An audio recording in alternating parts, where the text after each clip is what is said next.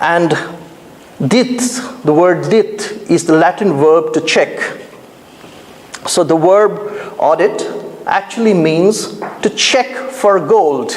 So earlier, whenever all currency was in the hands of the king and the gold coins, you could exchange them. Every currency in the world could be traded against a gold standard. And until recently, the US dollar was also linked paired to the gold standard. So effectively, the word audit means checking that the gold is sufficient to meet the amount of notes printed by the treasury.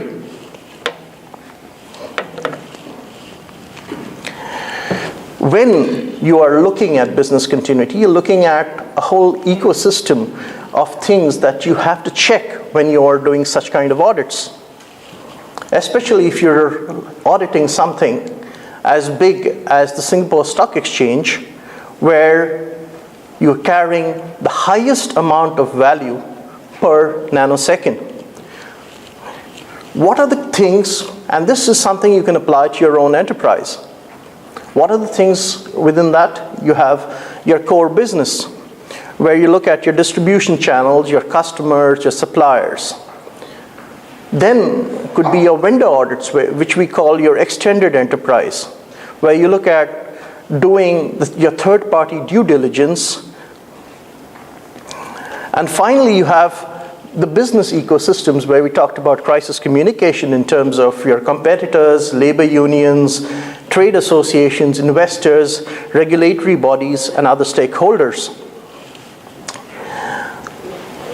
Within this business continuity, whenever there has been, for example, a crisis in Singapore, one of the key things that the government has done increasingly across the last 20 years has been to look for a global ISO standard or develop a Singapore standard to address the need of that situation.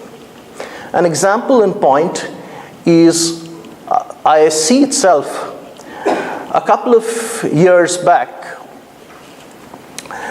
there was a famous case of an exchange of twins at a fertility clinic.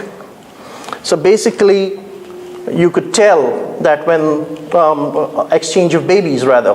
So a pair of babies was born virtually around the same time. Their tags got interchanged, and therefore the baby of one couple was handed over to the other and vice versa. They insisted that it was